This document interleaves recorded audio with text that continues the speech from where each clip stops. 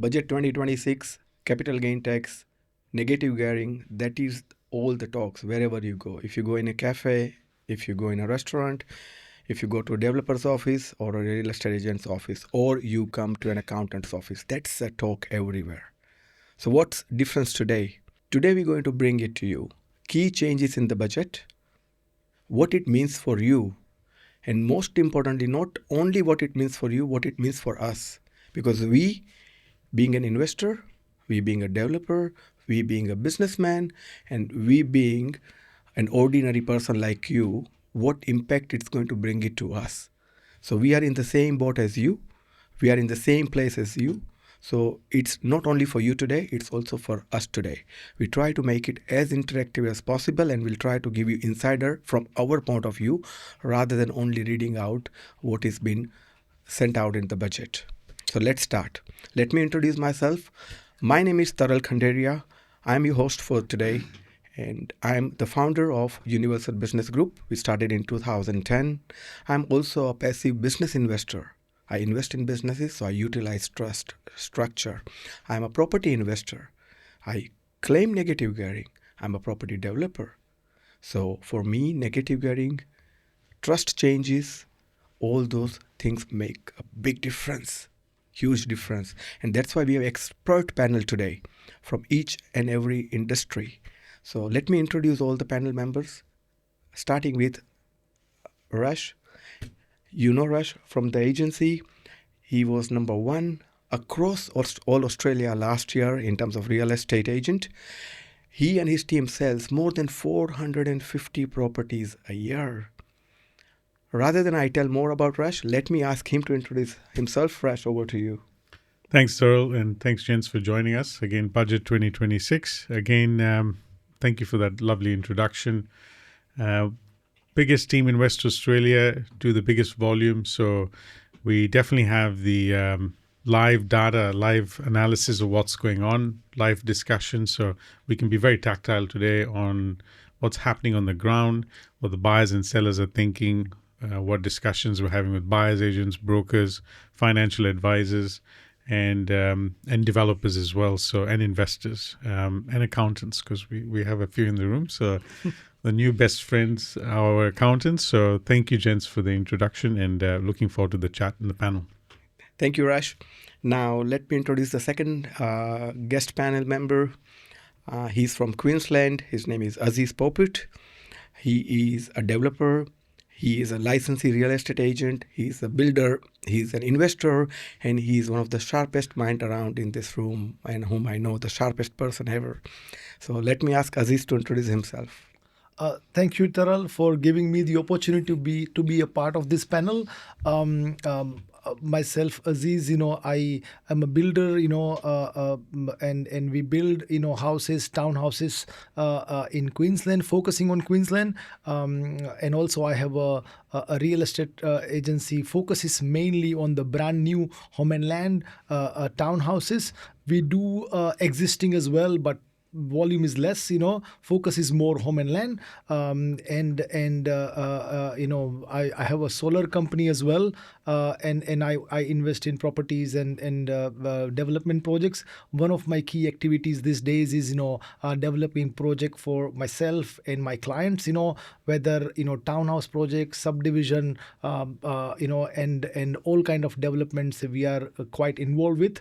And today's discussion, I'm looking forward to discuss in detail how it affects investors, especially in the property market. Thank you, Aziz. Great insider. Good start. Now let me introduce the third panel member. His name is Mohammad Keshavani. He's a chartered accountant, and he's my business partner in Universal Business Group. Mohammad is the numbers person. He has worked at a very high profile jobs with big four banks and different stages. So let me ask Mohammad to introduce himself. Mohammad, over to you. Thanks, Taral, and thanks for getting me to part of the discussion of Budget 2026 panel. So I've joined Universal Taxation 9 months ago now. Prior to that, I've been working with CBA for 10 years, ANZ and Westpac across that regime. My specialization is in structures. I've always worked at different structures, and coming to universal taxation, that's actually been quite helpful because I deal with individuals, I deal with small business enterprises, and we look after their structures, whether the company or the trust or whether SMSF, if they need any help with that kind of structures, and how can we help them with their. Please note and advice, I'm not a financial planner, so I cannot give an advice on SMSF, but if the client does come around with the help of a financial planner, we do help them from the structuring perspective as well. So yeah, now looking forward for budget 2026. Over to you, Taral. Thank you very much, Mohammad. So let's get to the business. Rashweer, when budget landed, you are on the ground all the time. So what was the reaction of your buyers and sellers on the budget night? I reckon it was the most televised budget in the history of all budgets because obviously everyone knew about the news that was coming out pre-budget that they were going to impact negative gearing and CGT was going to be impacted. Some of the early indication was that if you had up to 2 properties, your negative gearing wasn't impacted, which wasn't the case. They went down the path of negative grandfathering and anything before budget night. So I know a lot of our investor clients that were looking to buy. Some ran to buy stuff prior but the budget night, but also that slowed down prior to the budget night because everyone just wanted to see what happened in case this was a big hoax, in case the Albo and the team decided not to do anything and just make some changes. But I don't know if you gentlemen watched the budget. I thought. What a delivery. It made me so afraid of the war and everything else was going on. And I realized it was actually like a magic trick because straight after that, I was like, actually, you've done nothing for the common man in Australia outside of the $258 that, they're going to end up with, which isn't in fact until 2028 anyway. Correct. Yeah. So, it was a whole lot of look at this, and blaming things outside of our control, and then really a cash grab. So, yeah. So what you touched based in just right now that people were rushing. So is it true people were rushing to sign off contract before the given date and time on the budget day? Yeah, because there was some news that came out over the weekend where it was pretty like there must have been a leak or something. It was pretty evident that if you were in the knowing, you knew that negative gearing was going to get grandfathered in and that CGT was going to drop from 50 to 33%. So we did see a lot of clients in that Monday, Tuesday period just try and buy properties, which happens and is exactly what happened. So the ones that had their ear on the ground really took advantage of it. But for a lot of people, everyone froze. Because it was not clear what's going to happen. Yeah, they didn't want to go and buy something in case they didn't have to. I think, overall, the real estate industry is appalled with these changes. Yeah. There's definitely not. There's no support for it. Or at least I haven't seen anyone come up with deliberately come up with something that said, yes, we think these are great ideas. We think that it's going to cause issues with supply. Definitely. Now, Aziz, what was sentiment in Queensland? What your buyers and your investor, what was their reaction? Well, Queensland is going through, a very, in last 2-3 years, if you look at, or maybe 4 years, Queensland property pricing has gone double in most of the suburbs. So investors are already feeling the pinch. First home buyers are having the toughest time ever in Queensland. Yeah. So there is already, a lot of, stress out there with the first home buyers, and when the budget announced, investors were more disappointed with the existing properties as a second buyer. First home buyers, where they didn't know what to do because, they were still shocked that, this budget didn't do anything for anyone. It has only made their life little difficult. So I think I saw more shockers and more questions asked by the buyers, Yes, I would like to believe that, technically on paper, the brand new is affected the least, but still, it's a shock in Queensland, Definitely, it's everywhere. And let's clarify that shock a little bit more. We go to Mohammad. And Mohammad, can you take us through what are the key changes in the budget in terms of property and trust, the key points? Yes, I think pretty much the headlines out over there, and you started, and I think we have touched base on those three key points. I think the first one is negative gearing. So I think negative gearing has now been ring fenced. So if you have bought a property before the 12th of May, I think you basically can continue and offset your negative expenses against your wages. But having said that, I think with the new investment properties, there are certain rules, and moving forward, that will not be available from a cancellation perspective or cancellation of your income perspective. You do carry forward your losses and until a gain is made against that. So that's the first one. The second one is capital gains that we have discussed about. So I think the 50% is now gone. So after 25 years that we have enjoying 50% tax bracket, I think that's pretty much gone. It's now coming down to indexation method, which was pre-1999 era, and a minimum tax rate of 30%. So I think that's going to be an interesting one. I think it'll be very interesting to see how the investors feel about that and how do they drive their tax strategies in that space. And the third bit that you spoke about is that trust was previously trusts were allowed to distribute income as and where they deem fit within the beneficiaries, but now they have now capped it at a 30% tax, which I think is a pure tax grab from the government. I think they have tried to, previously people were trying to average out their income and trying to make sure that this was a legal way of tax planning, but now all of a sudden they now want to tax on that 30% straight away, which everyday mom and dad who have driven their structures, who have kept their structures in place, now they are taxed at that 30% straight away, whether they fall below that or not. It's irrespective of that. So that's going to be an interesting one to see. Mohammed, I have a question for you regarding that ring fence of negative gearing, because post the budget, an investor that was predominantly enjoying a bit of that negative gearing, if the property was negative gearing, because there's also positively geared properties. Yeah, exactly, yeah. And your experience with the banks, they were using that in their calculations. So, and with your experience with banks, do you think that those will impact then the loans or the ability for investors to get in the market? Yeah, 100%. I think it depends on the valuation and whether the serviceability is there for the customers. So I think those are the two areas that bank generally focuses predominantly on, because ultimately bank is there in the business of lending money so they can actually make money, and at the same time they want to make sure they can recover the money that's available from their perspective. So I think it's in a good way, if I can call it out, the rental yield is going to go up, which we are expecting quite a bit, which means the property becomes positively geared or closer towards that. So that's a positive outcome from a banking perspective, which means the serviceability gets a bit better. But having seen what's happening out in the real world, where interest rate is going up with the inflation creeping up, the war that's happening at the moment in the Middle East, where everything is kind of hosh-posh at the moment, if I can use that word.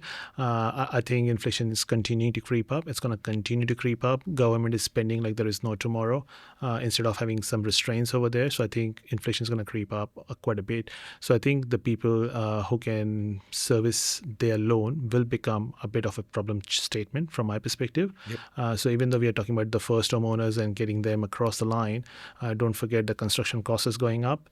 Don't forget the people are going to compete for the newer properties, which what they are talking about at the moment. And at the same time, there is no tax benefit, so there is no implications. And people at the same time who are not able to afford the house at the moment are actually renting. And that impacts their cash flow as well, because all of a sudden, if my rent goes up by $50, $100, I don't know what they can charge. Would they be able to save enough money so they can actually afford their first home? So I think I personally think from a banking perspective to your question, it's a good outcome, because all of a sudden people's affordability goes up, but how many people can actually afford? That's where things becomes interesting. Great. And Mohammad, I'm bringing back to your original comment where you said ring fence. Can you explain two terminology to all our viewers? two terminology what they used very commonly. One is grandfather rule and one is ring fence. What are those? What Sure. does it mean? So ring fence in a very layman language is from a COVID days, if you heard the word quarantine, right? So we're basically quarantining the benefits that was previously allowed. So effectively, the date of 12th May is quite critical now. So anything which you had bought any properties or which you had signed up for a contract on 12th of May, 7:30 p.m., you basically can claim negative gearing and claim losses against your normal taxable income. So such as for an ordinary man, it's your wages or interest income, so you can offset that. But anything post that, you will not be able to claim that. And there are a couple of other buckets in there. So for the newly constructed property, yes, you can claim negative gearing against it, but for any existing property, you cannot claim. So there are three boxes, if I can call it. One is pre-budget date of 12th of May. One is whether it's a new property, and then you can claim it. And then the third box is basically your new or existing property that will basically have no negative gearing concept that will just carry on. So that's pretty much So basically quarantining. what you're saying is if I'm buying an existing property after the budget date, which is from today, any point in time, I cannot or may not be able to claim the negative gearing on that property. It means the demand of a newer property, from your experience, Rash, do you think that will boost up the demand of the newer property? I think the demand in new property is already there. What it will do is, like in the last in COVID, when the last time we had government tried to intervene and push building, it pushed cost of construction, and Aziz will tell you, it doesn't matter if you're in West Australia or Queensland, the cost of construction's exponentially growing every year. And what it cost us 3 years ago to build something is almost double now. Yeah. So this will impact directly increase the cost of construction.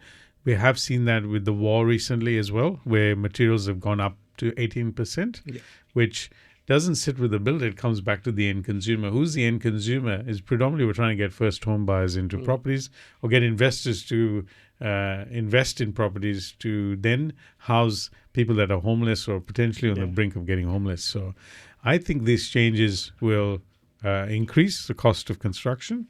It will also increase the square meterage rate of the land, because that's the other person in this mix, which is the land developers.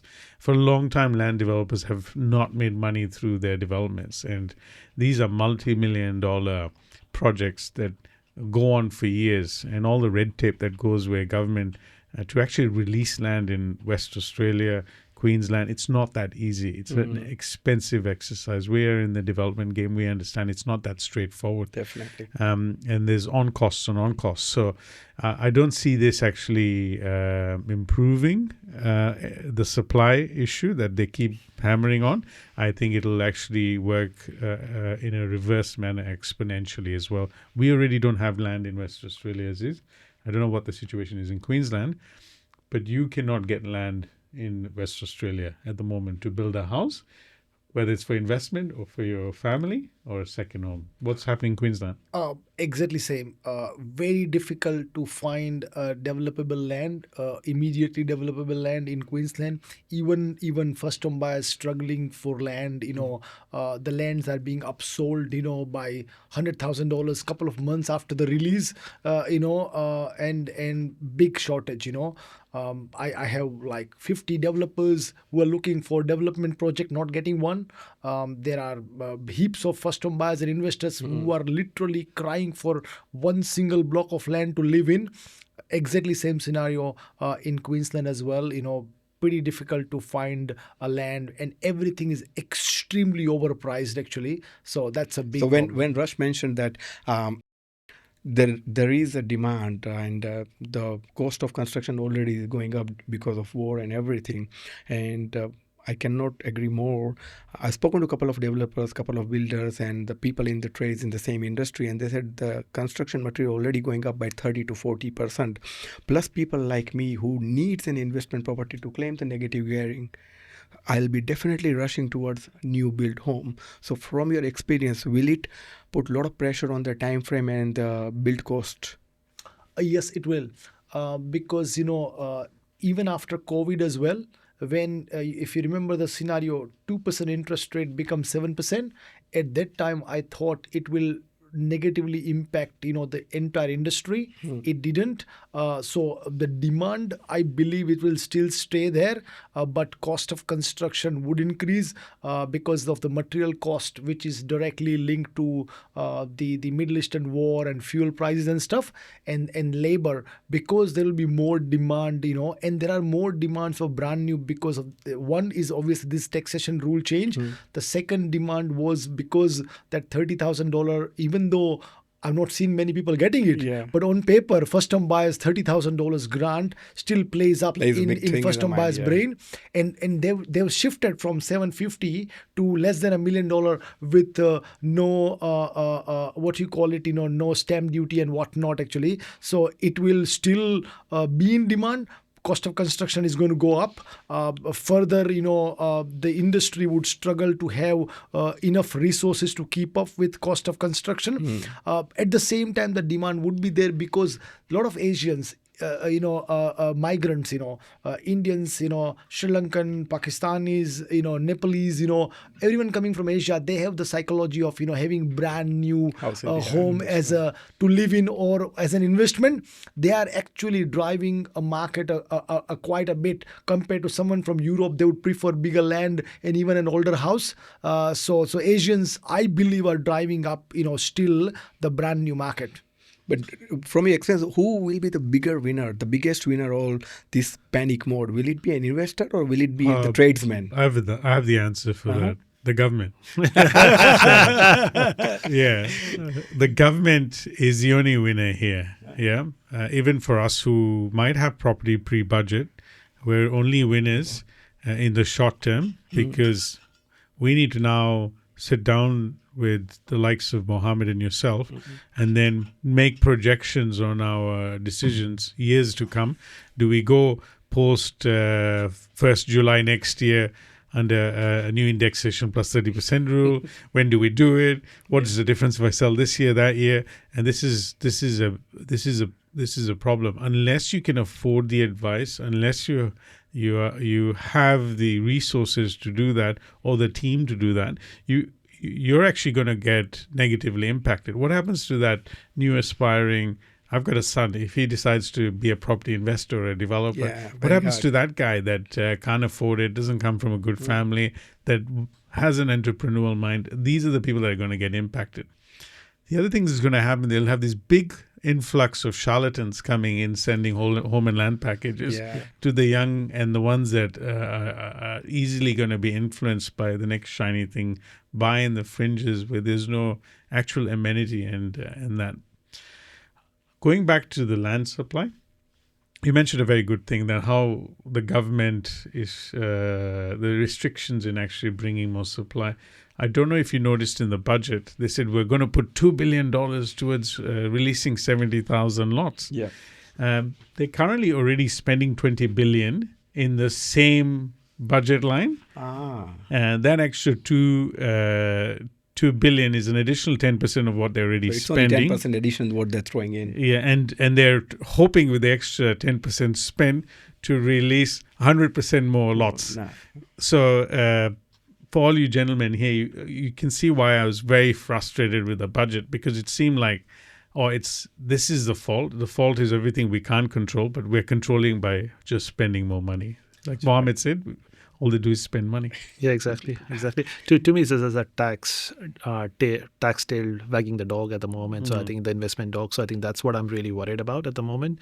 People used to, if people had the idea that the negative gearing and the capital gains benefit that was offsetting and driving the decisions, now all of a sudden with the construction cost increase and everything, I think that will offset all the tax benefits that was available, because I think, as you rightly said, it's already absorbing the market.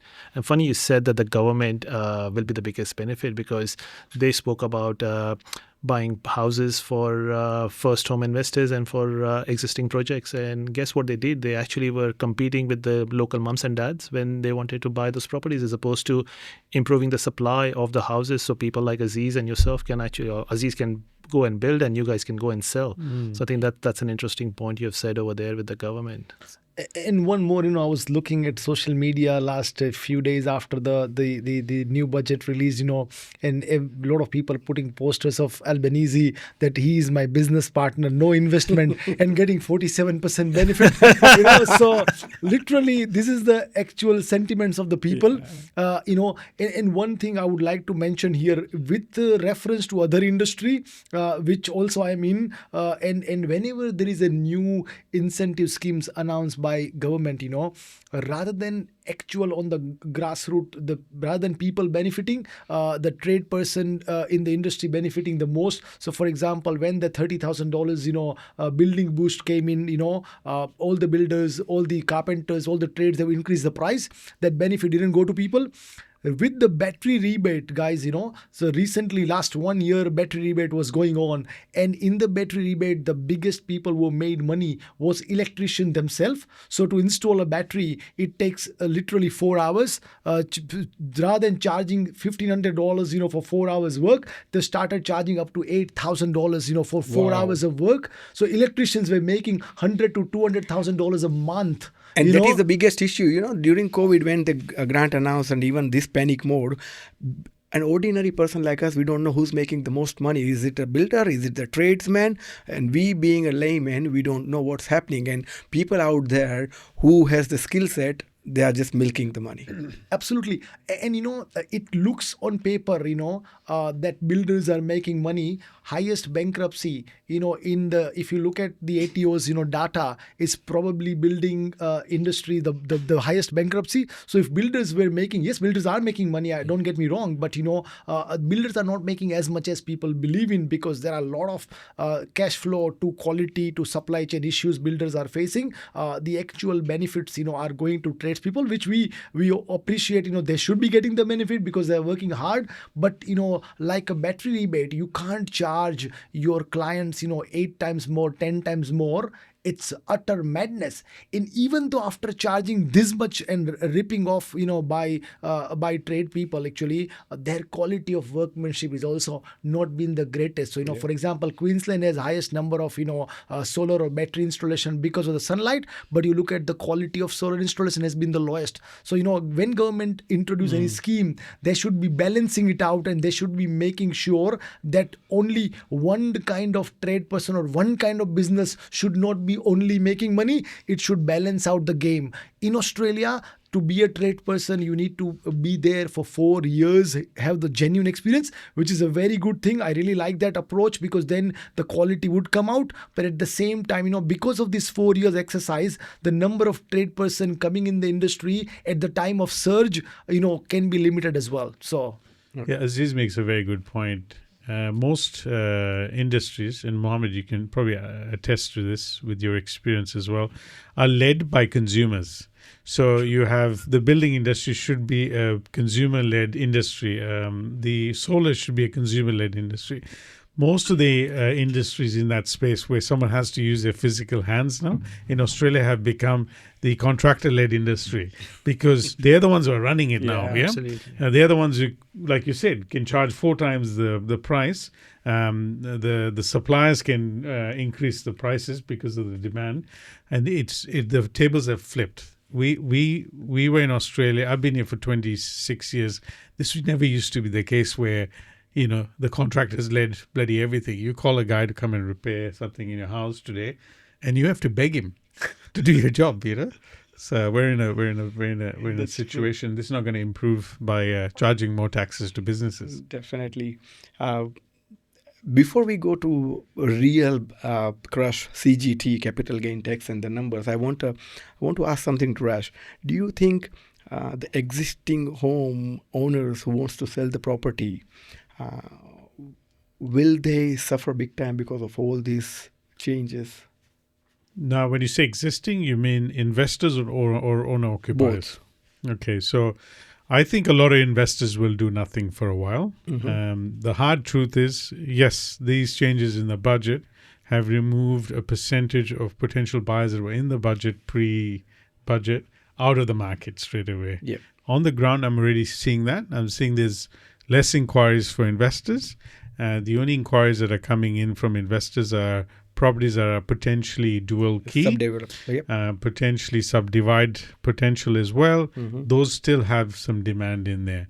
But anyone who had some good land holding, older 3x1 on 800 square meters R20 site that can't be subdivided, will now have to think, do I put $250,000 for a granny flat, then raise the return on my investment?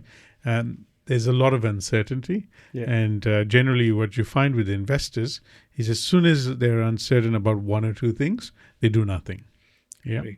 So what do you advise to your clients who wants to sell, whose mom and dad who has only one property and they want to sell? Is it the right time to get into the market? Look, your property will sell because there's still a lot of demand in West Australia. We still have a 20% absorption rate of properties week in, week out.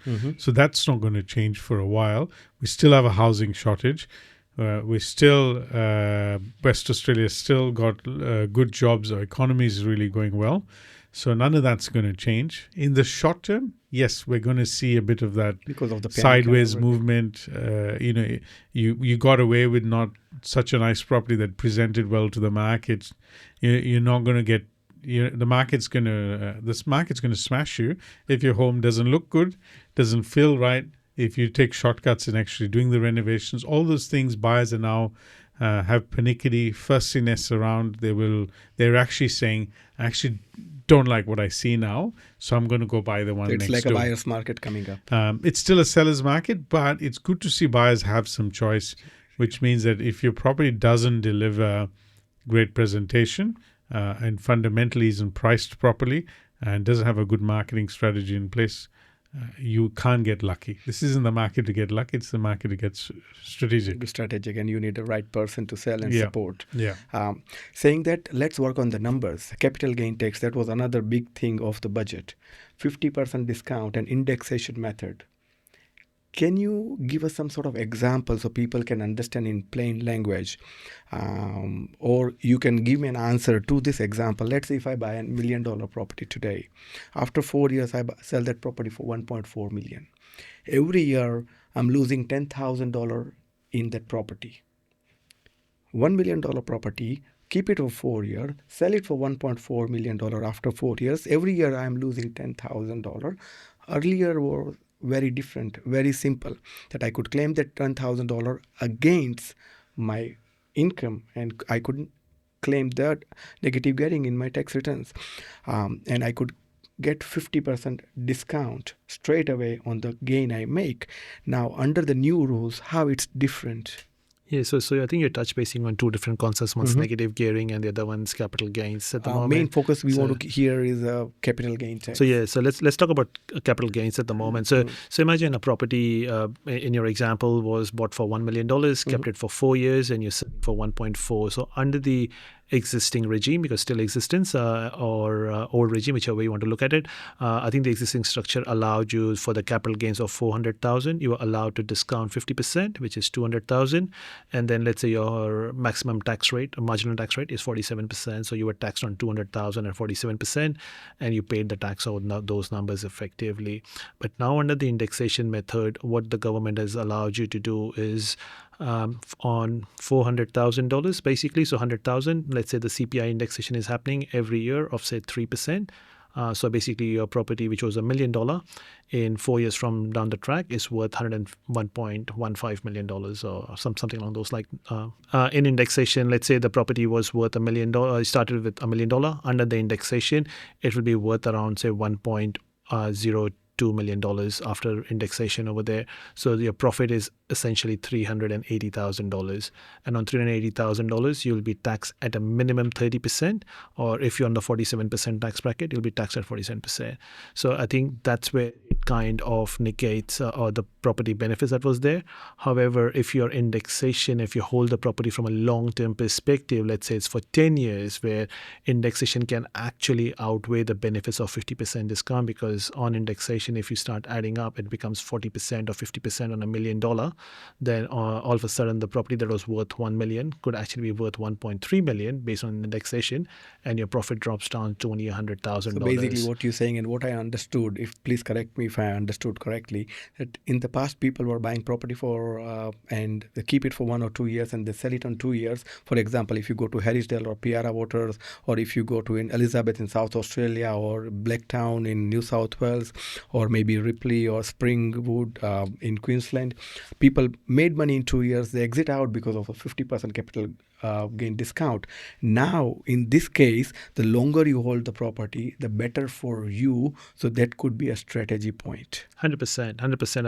I think that is the way from a capital gains perspective, the indexation method works. And also, I think with Rash, we were discussing where if it's a quality asset, right? So if you are going to make a positively gated properties, and if you're going to have a quality asset that increases the valuation of the property, which has better schools, better infrastructure, better amenities around them, those will give you a long-term yield. And I think then the indexation method tends to basically offset all the 50% discount that we're getting. So I think there is a lot more positive. That's how I look at it from that perspective, from an investor's perspective, that if you've bought the right stock and the right investment, I think this actually could be more beneficial from a tax perspective as opposed to 50% discount. But whereas for the lack of better words, the flip out of the properties that was being done across all of Australia, where people held it for a year and a half, just do tune-ups and sell it off and make a good margin on there and get 50% discount. I think. So if I want to flip the property, I need to be very careful. If I want to hold it for a long term, that could be a strategy in place, which we need to consult to our advisor. I think if you have the right team around you, the advice is very important.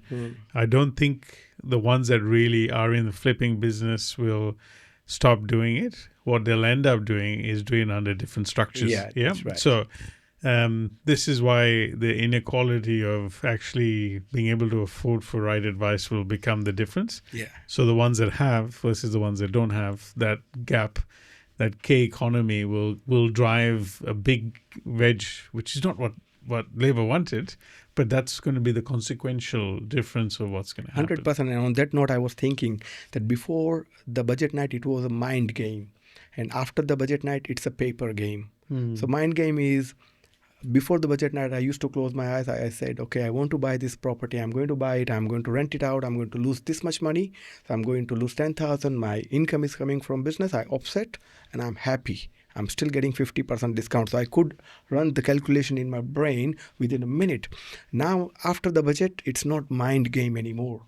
It's a paper game. I need a strategy. I need something in place. I need a proper planning, and I need trusted advisor, not only accountants, but real estate plus developers, a builder, a team in place, which can guide you to draft that strategy in the right way. Isn't it? So, and this would recall the basic fundamentals of investment, long term. I believe now everyone would be thinking in any investment longer term gain, and that's when there'll be benefit more than within the short term. There'll still be, as you rightly said, Rash, there still will be flippers in the market. They still flip in the short term for sure. Some people would flip intentionally. Some people would flip because they can't afford the repayment because of the rising interest rates. But long term investors will obviously get more benefits. And as you rightly said, right structure, very, very, very important. Yeah. But do you think if flippers are there, they're still going to use different structure and they're going to flip out the properties? But will there be a capital growth of what we have seen in the past? I think with anything, it's what you buy in. Your buy-in price is very important, the structure. And one of the things we don't realize about these people that are in the flipping business are not using, they're not using normal structures. They're not financing these properties like you and I would be through our banks and our second, third tier lenders. They're actually using mum and dads with money in the super. So they're already doing takeover deals. They're already doing things very uniquely. So I don't think it's going to stop them, because for them it's on a balance sheet already. Yeah. You give me money at 15%.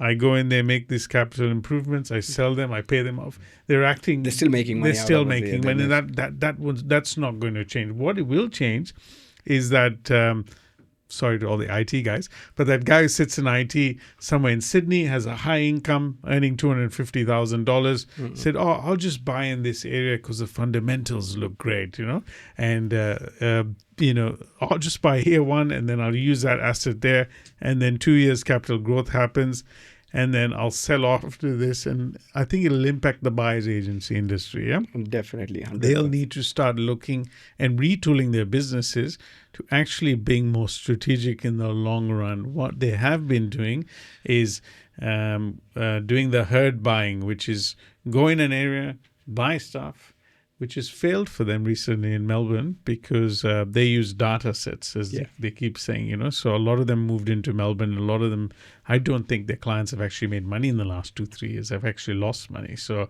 I think it's good to see fundamentally that the government is not going to take care of you and your business. You have to take care of you and your business. And these sort of changes will mean only the ones that are strongest will survive and who can pivot into taking care of their clients long term will still be around. So that's my opinion with it. Definitely. And you touched base on super.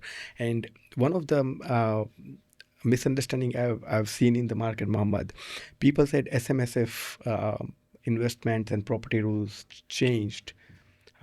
But I don't agree with them. Yes, okay. Can I categorically say that there are no changes to SMSF whatsoever? So all the discounts of 1/3 on the capital gain tax, which were held for more than 12 months, are still intact. None of these changes in the budgets are driving any of the changes to super funds. So they are completely untouched from that perspective. So if you continue the investments as it is, there is no requirement for the SMSF. If anything, this changes have actually driven and made sure that SMSF is a much more attractive structure because the effective tax rate is 15%, and people can actually use and think of and again, I'm not a qualified financial planner, so it's please do your own due diligence. I think if the Bay Trust and buying a property through a SMSF kind of makes a better outcome from a tax structure perspective, and if you don't need the funds, I think paying tax at 15% or in a capital gains tax at 10%, or if you are in the age of retirement and if that's your house and you are in the pension phase, you're not going to pay $0 of tax basically on your capital gains assets. So I think that SMSF has become more attractive with no changes. What I and no understood is implications. you saying is as people may incline more towards SMSF and investment through SMSF. 100%. That's one of the vehicles that I would use, Rash. I have my opinions about this. SMSF is a great way to do it, but also a very restricted way to do it. You're not able to have control over your money in the same manner you would by doing other investments. So again, having that financial advisor's advice in place, strategy in place, which is not a cheap exercise to set up Bay Trusts and all this stuff. It looks good in theory, but it's not for the faint-hearted.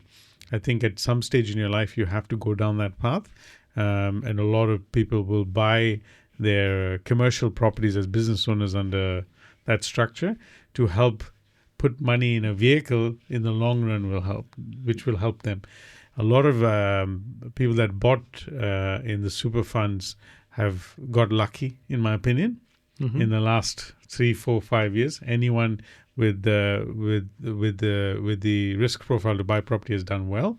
I think moving forward, you'll have to be very careful where you're buying it, what you're buying. Otherwise, you'll end up in a situation where you might even lose your super and have to restart again. Definitely.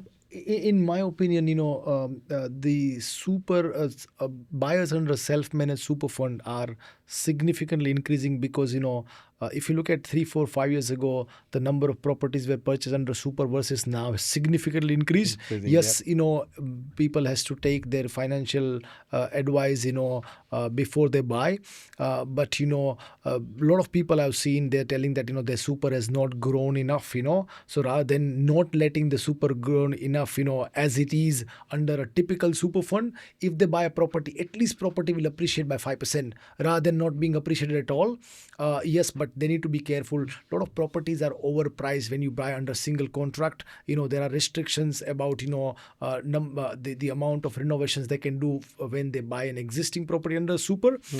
But the super buyers are also going to support the market, not getting it slowed down, because the number of super buyers have increased significantly, and it will further strengthen the industry by the super purchaser, because people, what I've noticed, after 2001 migrated to Australia, they've got a very healthy super fund. Yep. And every second, third person having the super above $200,000, they're going to invest somewhere. If they can't afford in Queensland or Western Australia under a stronger market, they'll go to Melbourne, which is not a great market to be in, but still a smaller entry point. Who can't afford here, they would go there.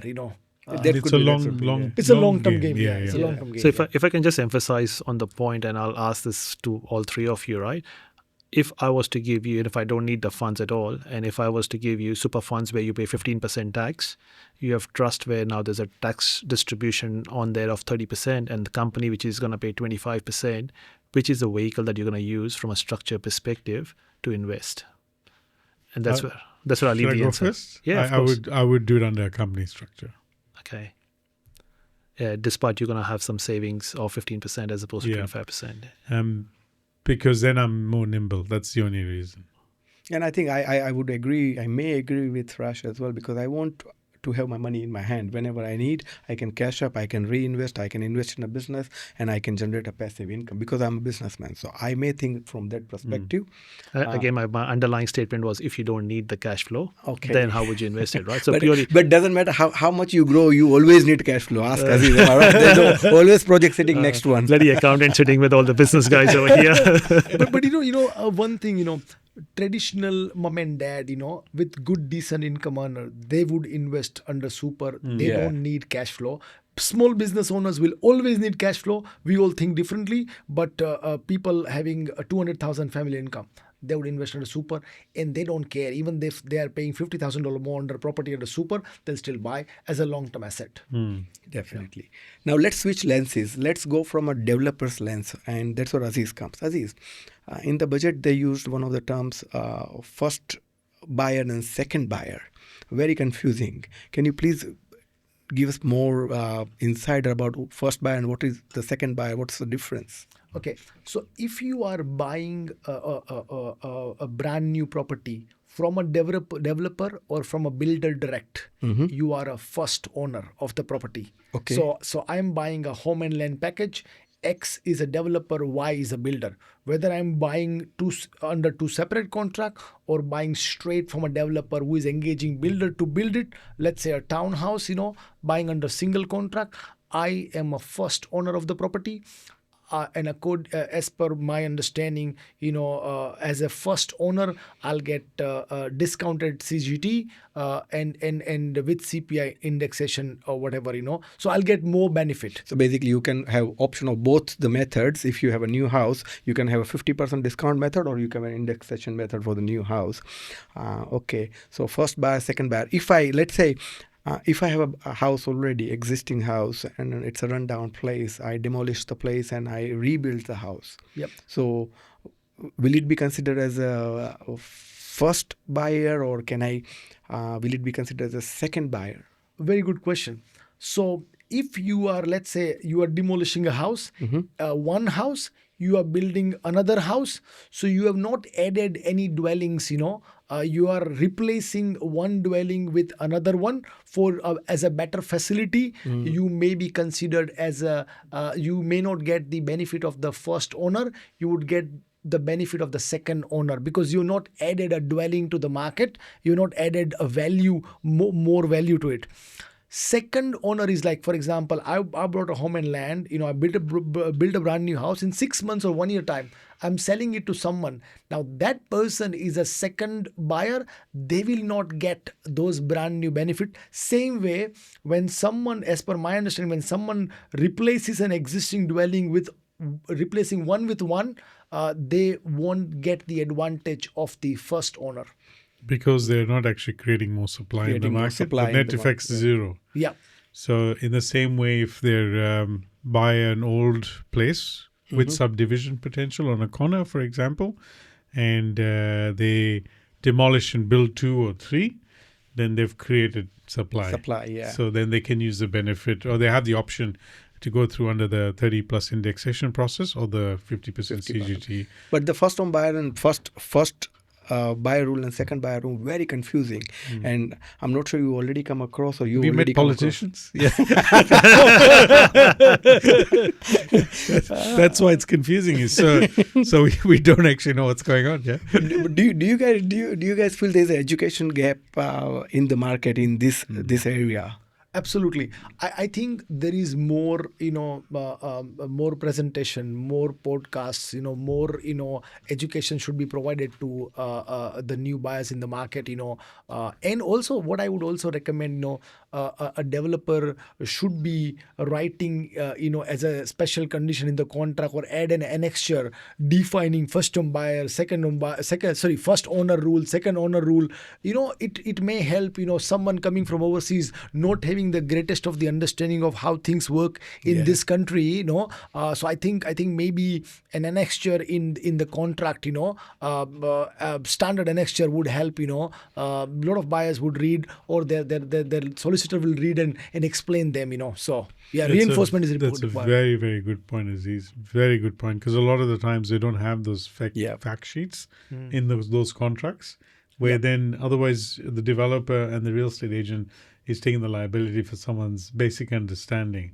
But if it's in the contract, then that's a very good point. So if it is annexure and I'm buying that property, my solicitor would explain me as a default that, Aziz, have you seen this annexure? This is not common. Let me explain you. So that triggers somewhere, So there should be a default annexure or something should go in where, it triggers, the buyers, or it triggers solicitors, it triggers developers, or it triggers builders to explain them. See, it's a moral responsibility. See, everyone can say it was explained in the budget. It's not our responsibility. But legal contracts are normally a trap. And that's where lawyer makes money. Exactly. And, a lot of times, I believe that, industry, every stakeholder in the industry, whether real estate agent, whether builder, whether a developer, whether whoever in the industry, solicitor, accountant, they have moral responsibility to educate, especially first-time buyers, first-time investors, someone who is not, who has not played the game to a level, So I believe that we should all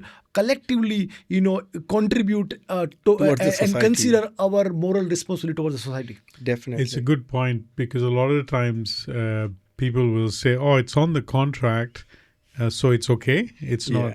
The Constitution sits above contract law. Law sits above contract law. So with developers and GST under the margin scheme is a good example for developers. Definitely. A lot of the times in the early days, developers would say, it's not in the contract, so it doesn't count. No, actually, it doesn't matter if it's on the contract or not.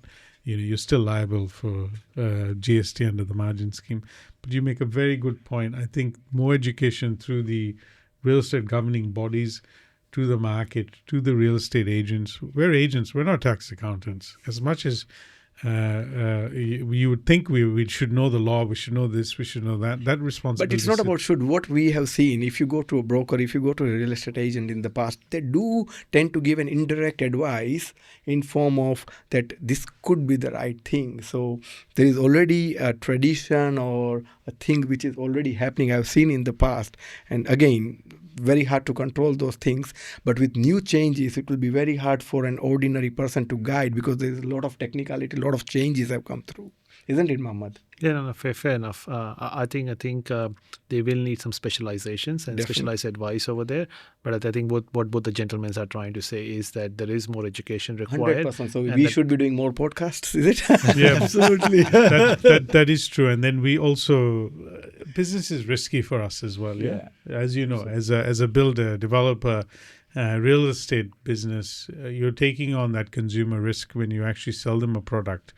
Does it have IPEX piping in it, and all these other complications? Recently, Riva have an IPLEX piping annexure that they've included, which has made our life a little bit easier, because now we can ask the question, When was the property built? Does it have IPEX piping? Are you across that? Mr. Seller, sign here that you've made a declaration that you don't have IPEX piping in your property. And then in turn, when we sell it, we add that an extra to the contract.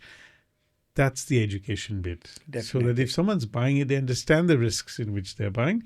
And it just helps as an industry for people to have more transparency, and openness. Definitely. From education, I remember now that, so I can recall we have covered negative gearing, we have covered capital gain, we have covered developer's perspective. What about trust? There were some changes in the trust. What are those changes? So I think from a trust distribution perspective, I think as I previously alluded, right, there were previously an income used to come into a trust, and depending upon the income of mom and dad or kids in some matters, we were able to split it out, the income, and we used to make sure that the marginal tax rate is being utilized. But now government is saying, hold on, this tax planning does not work because I'm not able to tax you more. So what I'm going to do, I'm going to slap you with a 30% tax rate that on a trust distribution that you're going to make.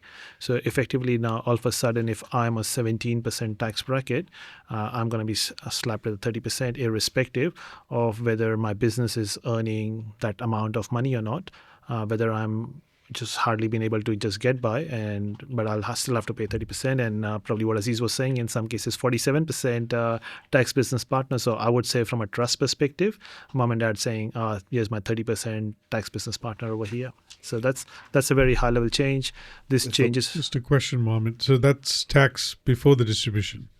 That is tax before the distribution, yes. So Yes. on the distribution, I should use the word. And this might be a bit more technical, but post-distribution, do they get franking credits? There is no franking credit concept in trust distribution. You do get the tax offset. So imagine if I'm on a 17% tax, then I think I basically the trust would have paid 30%. We'll start again. So just imagine the trust had $100 of distribution. It has to pay $30 of tax, and then the $70 basically gets distributed. Now, for the individual, if he's on a 17%, he might get a tax rate up to $17. That's all it is. But the trust has already paid $30 of tax, so he's not getting any franking credit benefits. So you are basically being taxed at your marginal tax rate, and the minimum tax you're paying is 30%. Yeah, okay. And the only other point I was going to say is it's hard to unwind the trust structure because the assets that are in trust structure, that's pretty hard. So you will have to pay things like stamp duty, for example. If you've earned a business and you're running a business or you've got an investment property, to unwind those positions, you're going to have that. So don't forget the implications of that. So all of a sudden there was a legal way of helping the mom and dad with the taxation structure. That's now completely gone. It's eradicated, and you're slapped with a 30% tax bracket. And that's what I was thinking. And if for a moment, if I can take out my host hat and be a normal person, whole of my life I've planned up my assets in such a way that I can have a tax planning, I have asset protection, I have my business income flown through. I was feeling that I'm an accountant, I've done things in the right way, my income is coming, I'm offsetting my negative gearing, I have a capital gain, I'm going to pay this much capital gain. So everything was planned up. And suddenly you saying after this budget I'm nowhere. Means I need to change my strategy.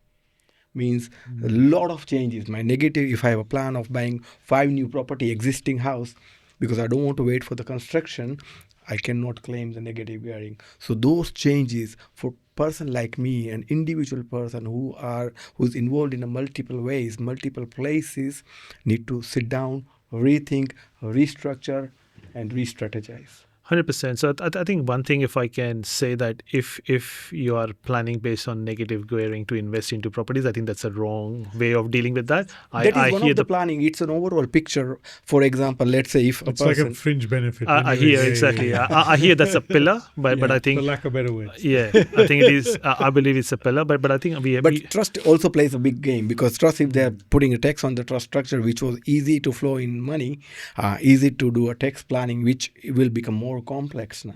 100%. We already had an example. There was a 55-year-old lady who basically has a couple of petrol stations and superannuations, and she's thinking of retirement, where her petrol station business is unfortunately in a trust structure. And both husband and wife, they basically hardly get by. They together collectively they're making 100K out of there.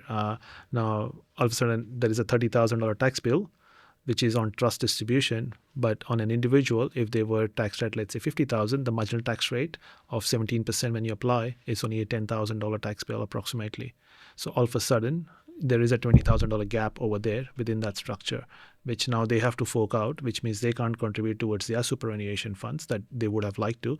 So that is impacted quite a bit, and that these are real life experiences and examples that we are already hearing from our customers. That's a very sad example because that's the reality of most Australian businesses. Yeah, they'll end up with $100,000-$200,000 at the end of the year, but and have structured their businesses to help save them tax. But now we'll end up again having that. While it's an AI picture of their new business partner, the reality is this government is put their hands in entrepreneurs, long-time businesses in their pocket and said, oh, thank you. This is ours now based on how we've adjusted. And that is not fair because being an accountant, we've been seeing recently since last 1.5 year or 9 months, ATO is becoming more aggressive. Their benchmarking implementation, which is become more active. The super payday is coming. So small businesses are also already cash flow struggling.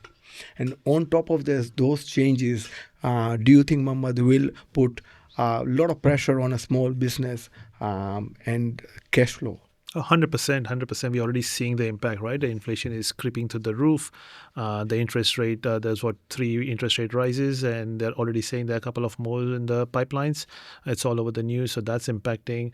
Government is continuing to spend. The inflation, the wars coming across, which has created a supply chain impact as well. So I think, don't forget, we are still getting a discount on our fuel at the moment, which will disappear because it's only a 3-month over there. And the moment that disappears, all of a sudden diesel, which is now $2.19, that's what I filled up my tank today, it's going to go straight to $3 all of a sudden. So this is going to hurt them and impact them. So I think this is a temporary reprieve that we are seeing at the moment. But I think in next 3 to 6 months, I see it's going to become very, very challenging, and people need to reassess their position, not only from a taxation but also from a cash flow perspective.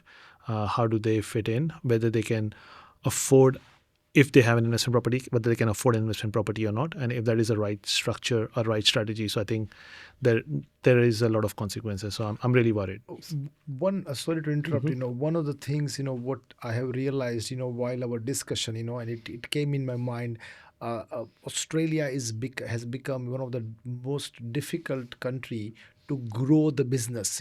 Very challenging. In this country, if you're working for someone, husband and wife working can have the best of the life, without having too much to worry about, for sure. That's how the labor structure is here in this country. But as a small business, you look at the regulations about taxation, GST, your superannuation payment, so you as a small business owners, you have literally no leverage. I've seen in other parts of the world, where the business owners are getting more benefit. Here, the business owners are having more stress. There is already a lack of resources in this country. So business owner is always, on the job, Definitely. So I think government should be doing something to support business owners, because the stress, because of the cash flow issues, because of the other things, the stress is more on the business owners. Big time, and this that's is what we've been already watching. increasing. We've been seeing that an ordinary business owner and average small scale business owner struggles, and they have nowhere to go, but they have to continue because they have signed up the lease for next 5 or 7 or 10 years. So if you take an example of a small average restaurant owner, they are surviving because of Uber or online platforms, and Uber or online platforms, they take 20, 30, 25% out of their margin. So basically all they're doing is just sustaining. Expense, yeah. Then they're not making money, and this thing will put a pressure on them. I've seen and look, in a way, it's a good thing. This is a country of equality. No matter where you're coming from, the beautiful thing about Australia is actually here everyone is equal. On a beachfront, you can't make out who is doctor, who is plumber, which is a beautiful thing.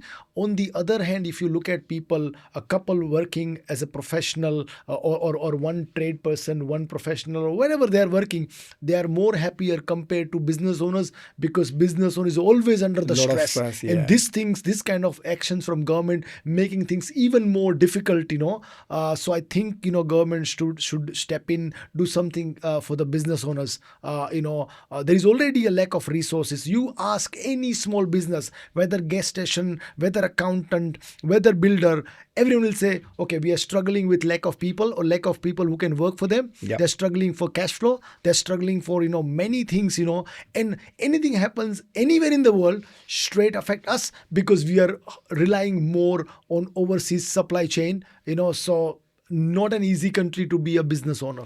Let's talk about strategies now. Long-term strategy and short-term strategy. So if I may request all three of you to suggest a strategy or strategies to the property investor, a short-term strategy which should be there in next 30 or 60 days and a long-term strategy. What will be or what could be your advice to investors, starting from you, Aziz? Sure. So, in the short-term strategy, I would say to investors that, don't rush. Now, the market, which were absolutely crazy, will come to somewhat reality, not necessarily in Queensland and Western Australia, but, it'll still slow down a bit. Number of buyers buying a property would slow down. Auction rate would reduce. So you may be able to negotiate your terms, little bit of a pricing and stuff. For the brand new investors, they can still buy, but be careful. Don't overspend on it. Existing property, you would be able to get bargain in times to come. So just watch out for it. Don't buy whatever. Still, I would say that the basic principle in investment will apply. So buy something which is profitable, which is long term, which is developable, where there you can see a good value. The other strategy would be dual key, rooming, co-living, those kind of higher rental yield properties would always hold value no matter what taxation says. So just stick to the basic principles of investment. That's what I would say. A good strategy of dual key. You make good rental income, at the same time you have a benefit of capital gain discount. So very, very, very good suggestion. What about you, Rash? What do you advise? I think I agree with Aziz. Just don't react straight away. Take a deep breath. Make sure you have a good meeting with your accountant this financial year. Assess your situation, whether you're already in the game or getting into the game. The rule will be for all of us. We'll all need to just not panic or do anything. Just take a deep breath. This shall pass, So, and in the medium term, one of the things I spoke to Mohammad about before the podcast was the fact that you'll see a lot of people shift from that reactive buying into not so good fundamental areas to really blue chip areas, places that are heavily owner occupier, probably 80% owner occupier versus 20%. So moving your money out of those not so desirable areas with less amenities to better blue chip areas is something that I'd say medium to long term for investors to look at. Yep. I know definitely that's something that I'm looking to do myself, is just to make sure that we are in the right areas. We have a long-term view now. Yeah. That thing about flipping properties in and out is a costly exercise. So now you have to be very careful what you do. Definitely, 100%. What about you, Mohammad? So I'll talk from a very accountant's perspective. So contrary to both the gentleman's advice where they told people to be calm, I'll say run to your accountants and just sit down before 30th June 2026, just so you can understand where does your asset portfolio actually sits. Are they going to be in the grandfathering provision? Are you actually thinking of buying a new property? Will that be an existing property or will that be a new home and land construction? Have a think of those asset classification as to where does that portfolio sits. Then start doing your cash flow modeling, right? So start thinking how much is it going to how much is the rent going to be yield coming through? How much is it going to end up costing me? What is my holding cost if I'm building a land and property? Can I actually afford it? Can I actually sustain this? And we've been discussing, right? The inflation is going to creep happen? Is there a couple of interest rate rises coming? Will I be able to afford and hold on to this property? Will there be a capital growth?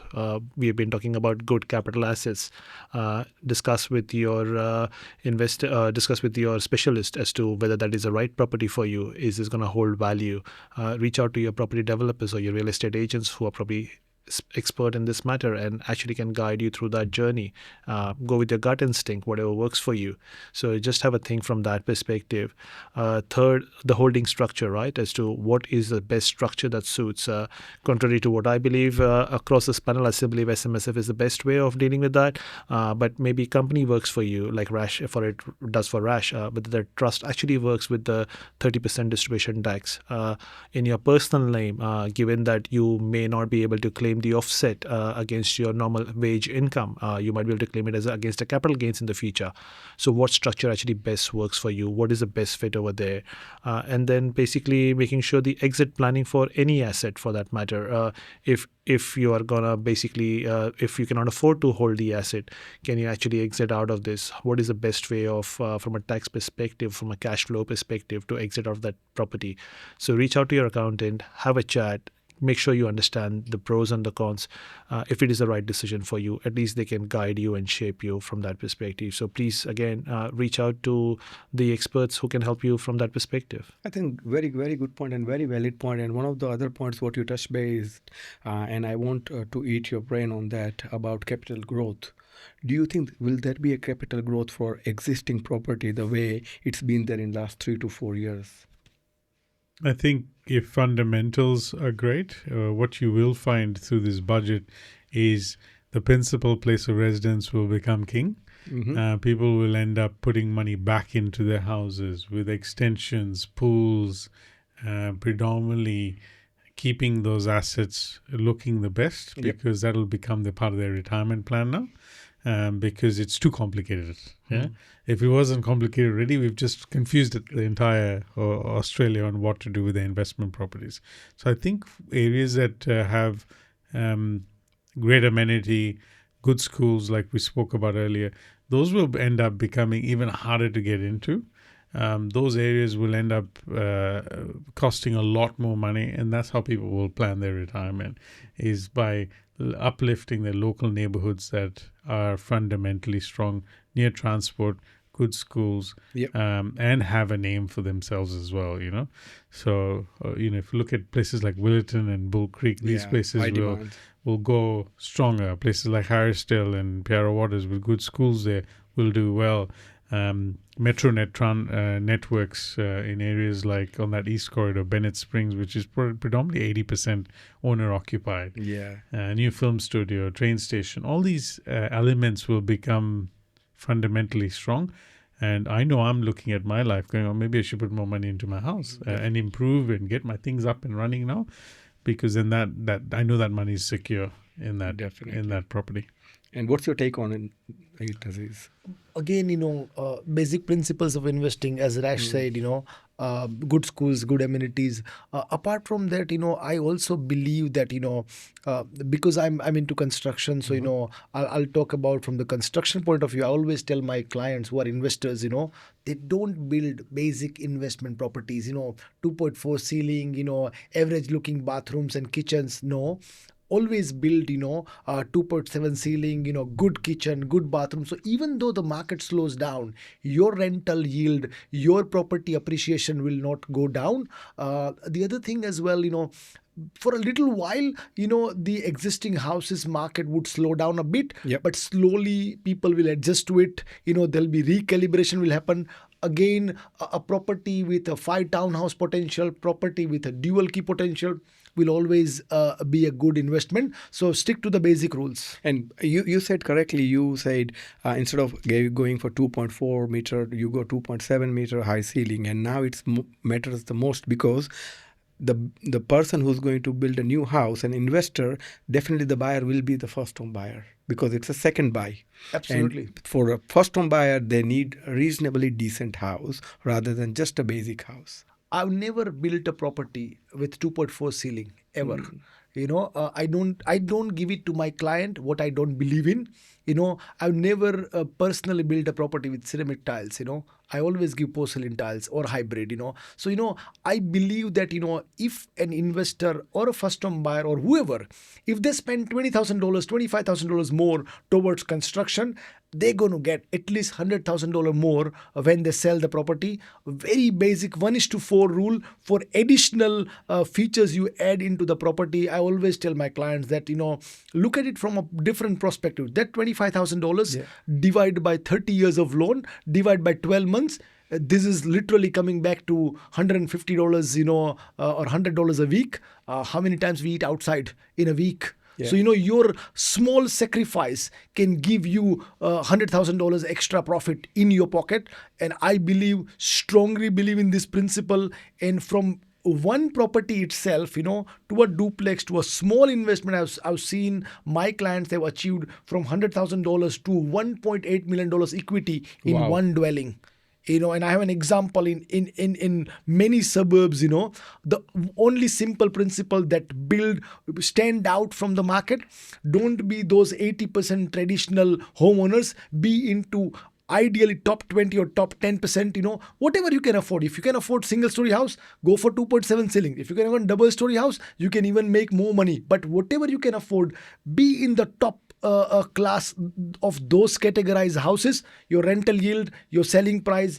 I want, for my client, when buyer walks in, the wife should be able to say that, look, we're going to buy this, and that's the fundamental. So basically what I understood is there could be a chance that in future the investors, when they build a new property, they might be spending more money in compared to what they used to do a quick properties, a decent property, because the buyer could be the first time Aziz buyers. makes a very good point, because if you look at that first buyer, if you're an investor and you're building in an area or you're buying from a developer like Aziz and the product isn't right, you might have taken the benefit out of the negative gearing and the CGT early in the piece. When you on-sell it to the next person, there's no benefit carried on to them. Definitely. So you have to make sure that whatever you're going to sell, an owner-occupier is going to grab it, yeah? So I agree with you. That investment stock where you'll sell to another investor, It has to be present. it has to have those features that will appeal to a wide audience of owner-occupiers. Very good point. A very good point. So basically what I understood from our conversation in the strategy session is we don't need to panic. We don't need to panic. We don't need to rush. But the most important aspect is we go to our accountant, we go to our consultant, we go to the professional advisor, sit down with them, draft a long-term and a short-term strategy, because that may include structure, may include the entity, how you're going to buy it. Is it a long-term plan, short-term plan, retirement plan? And also you need to have a good advisor and a good developer and good real estate agent. So that's a strategy. Sit down with the professionals and draw your plan. Now, after strategy, there are a lot of myths going around in the market, a lot of misunderstanding and a lot of myths. I've made, interestingly, some of the points which I've heard. Can we do a quick yes or no on those myths, and let's see what is our conclusion after our discussion. So the first one is, all property investors are immediately affected by the budget changes. Is it true or wrong? False. False, yeah. And In the why short false? term, yeah. In the short term, because there's a grandfather's rule as well. Exactly, the grandfather So rule, definitely which it's is a false. Okay. SMSF will lose their 1/3 CGT discount. True or false? False again. False. Again, we have gone through that. So right. New builds are always the better investment choice now. True or false? False. Okay, agree with that. Ring fencing of negative gearing losses starts immediately from the budget night, False. because there's a transition on till 30 June 2027. The next one, property market will crash because of all these changes. False. False. Supply is still an issue, and this budget's not going to solve that. Right. Okay. If you signed a contract before the budget night, you are safe forever. False. False. What about grandfather rule? It's only up till 30th June 2027, and then you need to get a valuation at that point, which values will be very busy in those months leading up to it. And then from there, you got two rules now. Again, thank you to the Labour government for making this even more complicated. You got a pre 30 June calculation and then a post 30 June 2027 calculation under two separate systems. So thank you. We appreciate it. It wasn't hard enough. Am I correct, Mohammad? Yeah, you're spot on. Spot on. Can I say one more thing? Your new best friend, and you gentlemen have just made my Christmas list, because the accountants in my life have become my best friends now. We're going for a holiday together. You've been invited to all my kids' birthdays, Diwali, anything else. I got to keep you guys very close. On that note, let me ask everyone, who will be the most important person? Accountants, builders, or the real estate agent out of all three? I think it's hands down accountants, because we can't decode this mess. Only you guys can, and respect to the accountants. Whenever the government tries to do something, COVID, anything else, changes in the building grants, it's the accountants that have to get these builders out of their insolvency issues. It's the accountants who have to answer the late night calls, and we don't get you guys don't get enough credit for how much we've gone through in the last 6 years with accountants and COVID and everything, and JobKeeper, Job Seeker. Now it's super pay your payday. super in advance, do this, do that, and you're dealing with everyday Australian business owners that have to work through all these mess with their accountants. So, gentlemen, you're on my Christmas list, Diwali list, Eid list, all the lists. You're Definitely. there. We're going to be very close. I really appreciate for your good words. But Rash, what I've seen people, they said, okay, I've called this accountant, that accountant is busy for next 2 weeks, so go on to any other accountant. So do you think choosing the right accountant or a real estate or a developer or a builder makes a big difference in the new? 100%. In any industry, there's people that are good at what they do. There's some that are average and some that actually have no idea as well. Yeah. So you just got to make sure that you have a good team around you, and even more prevalent now moving forward. But again, for all these industries, people are going to go through some mental health issues. Take care of yourselves. Market changing shifts impacts everyone. We've seen the mental health issues in the building space as well. People have lost their family homes. Marriages have broken down. Yeah. Again, thank you, Albo, for causing more of that down the track.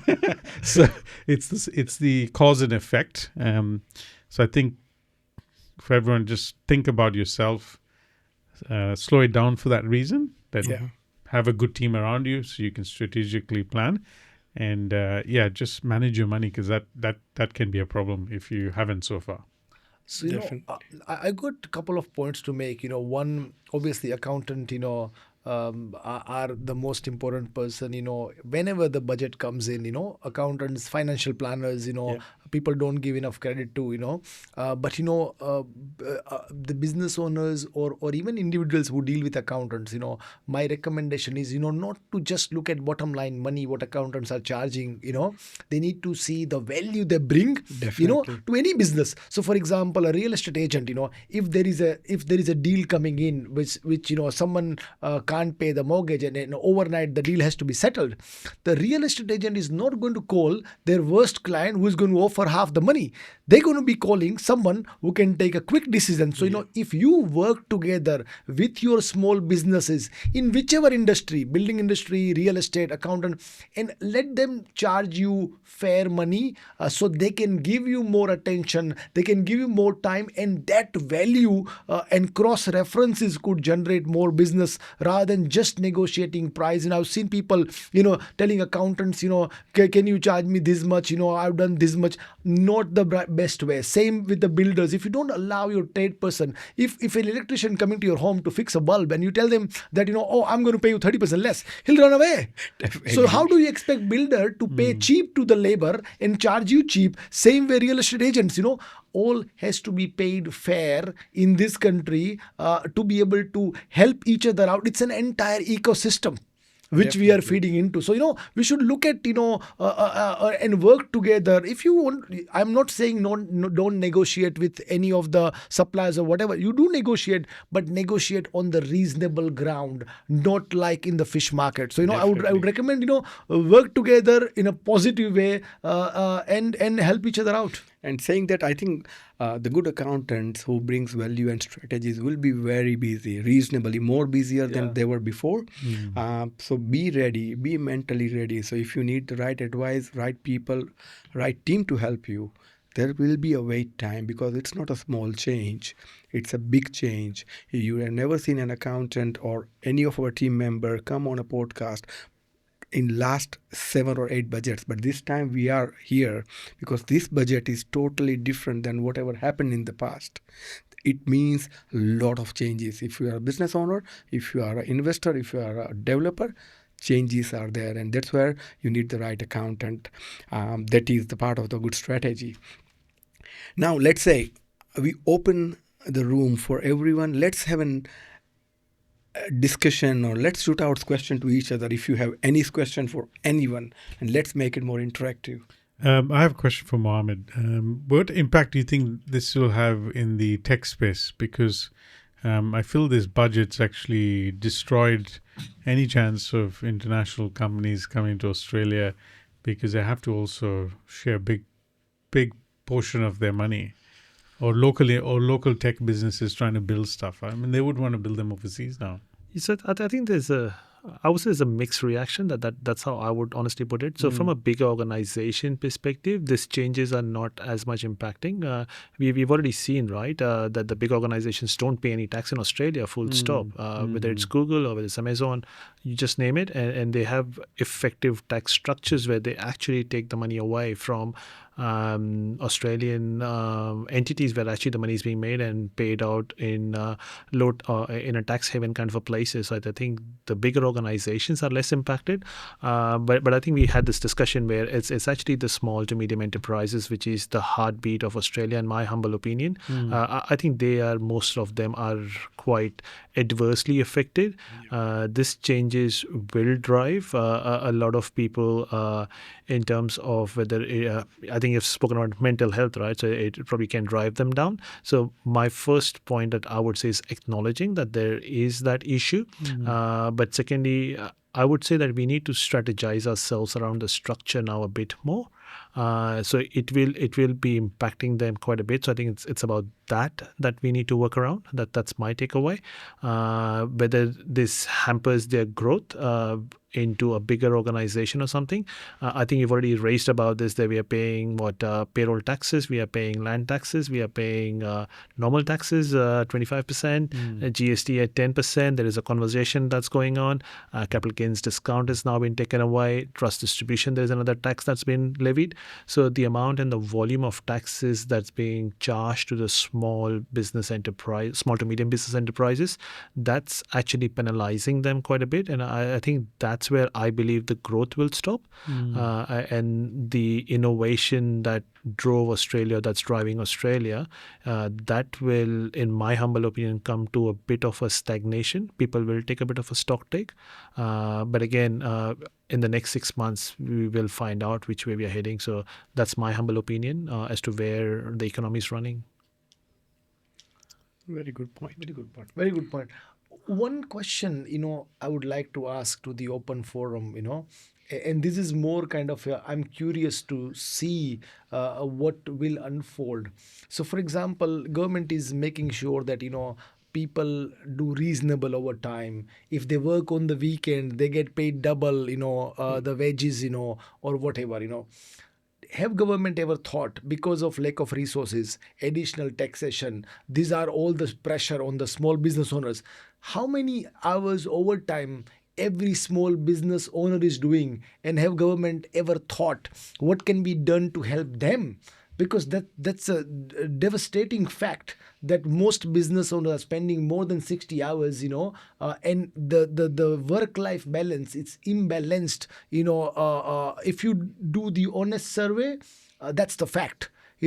what government can do to help small business owners in a way where they get some kind of immediate relief, actually, because you are wounded with so many restrictions about you can't do this, you can't do this, you can't do that. Come on, we are also human. We need to balance out. We need to still give time to our family. We still need to grow. We have taken a risk, so we should be earning more than a typical person doing a job. So how do we initiate this kind of a drive towards small businesses, where how do we help creating an awareness and creating giving a message to the relevant small business ministers within the government, that what can they do for every small business in this country? A What's fully loaded question, isn't it? But, but it's a very right question. yeah, I agree. It's not. The government's not going to do anything for you. Is my opinion. They never done it last 10 years. We have I think seen you it. have to educate yourself, really be pragmatic about your future, your family, your business, your staff, and you're going to have to make some tough decisions in the coming years as well about what's important in your business, what isn't important, where do you cut this out. I mean, watching that budget made me think maybe I should just go work for someone. Might be easier because then I can actually take, a decent salary and go home and not have to worry about all this stuff that I have going on.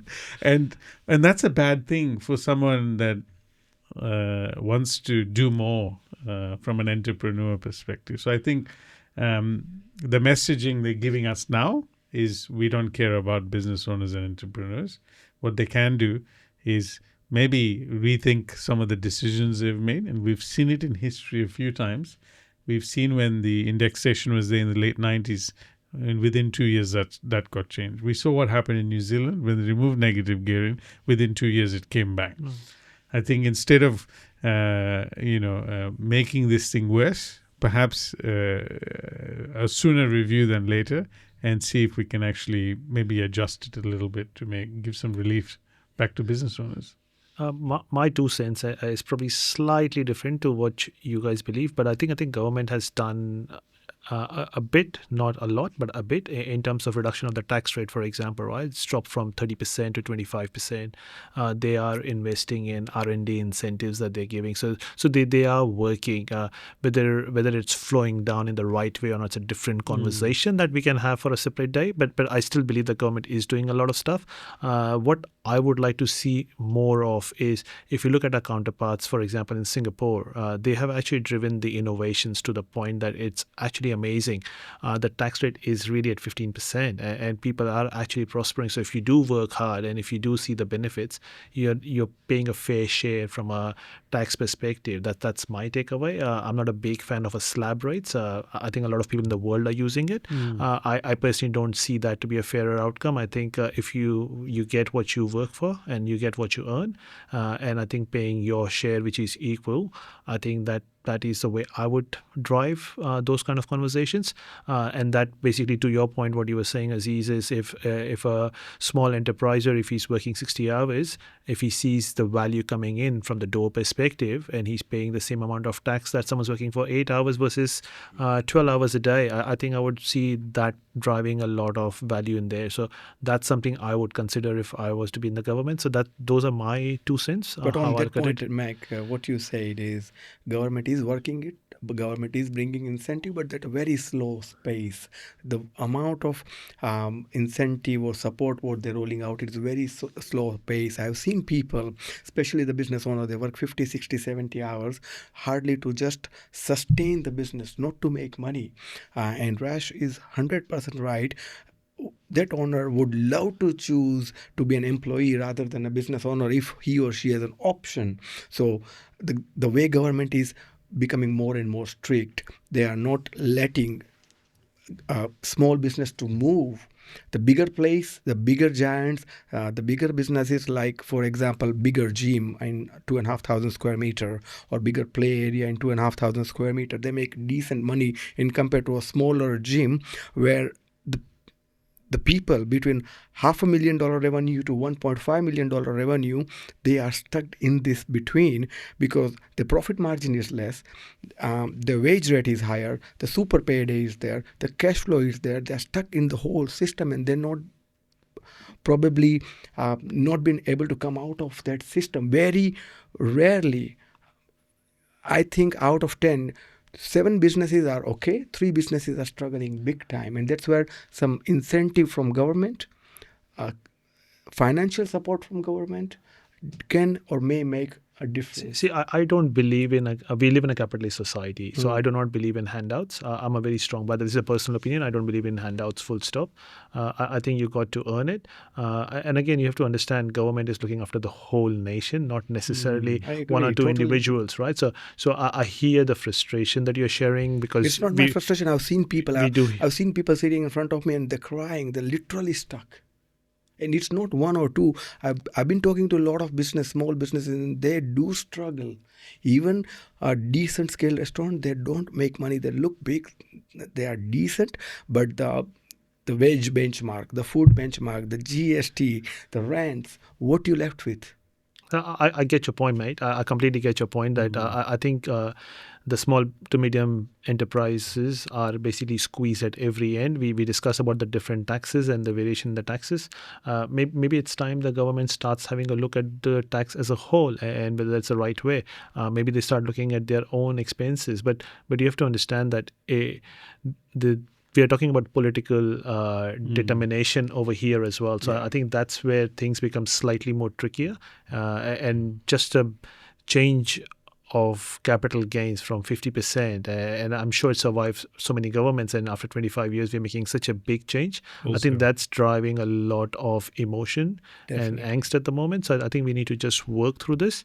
And I think right strategy, right structure, right planning, everything's from the scratch again, sit down and that will change. You mentioned R&D and all these benefits.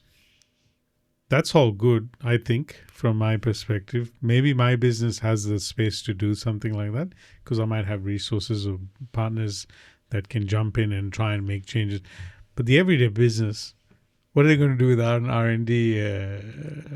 And R&D incentive is not significant. Once you go through a process, after a certain period, you get a smaller amount, and through that process, you may have invested so much time and energy of an individual that cannot or may not compensate the R&D incentive what you receive. That is why it's an R&D, because if it does work, it does make you a millionaire, if not a billionaire. So it does work wonders either ways. That's what I'll leave it over there. No, I think we don't want to go in very much detail. I think let's wrap it up, gents. Wrap it up. That's been good. Let's start closing down. A word of thanks from everyone. Aziz, you are the first. Yeah, look, thank you, Taral, for inviting me to this podcast. I really enjoyed conversation with Rash, yourself, and Mac. I've learned a lot, today, and I never thought to this depth, with this much peace of mind. So thank you very much for that. Basic principles of investment. Let's keep following that. Let's keep, doing the right thing, and hopefully, government will implement more strategies. We need to be aware. We need to fulfill our own moral responsibilities, our legal responsibility as a business owners, as whichever industry we are in. So, let's do the right thing, set up the right example. Great. Thank you very much, Aziz. Rash, what are your closing statements? Just don't panic. We still have a supply issue all around Australia, and magically more land will not appear, and magically more builders will not appear, more houses will not appear. So fundamentally, Australia's got a housing crisis. So don't panic. Just have a good team around you. And thank you to the business owners of Australia, the backbone of Australia, and thank you to the accountants as well. We appreciate you guys. Thank you, Rash. Over to you, Mohammad. I would like to thank the panel over here just for this really honest discussion. I think this is one of the biggest budget reforms. I've been in Australia for 23 years, and this is one of the biggest reforms that I have seen. All I would say is go to your accountants. Thank you. That's a good one. Thank you very much. Rash, Aziz, Mohammad, thank you very much for joining today. It was a very fruitful discussion. A lot of points we never thought about. We have come across that point, and we all agree on two things. Number one, we don't panic, and number two, you need the right team to strategize.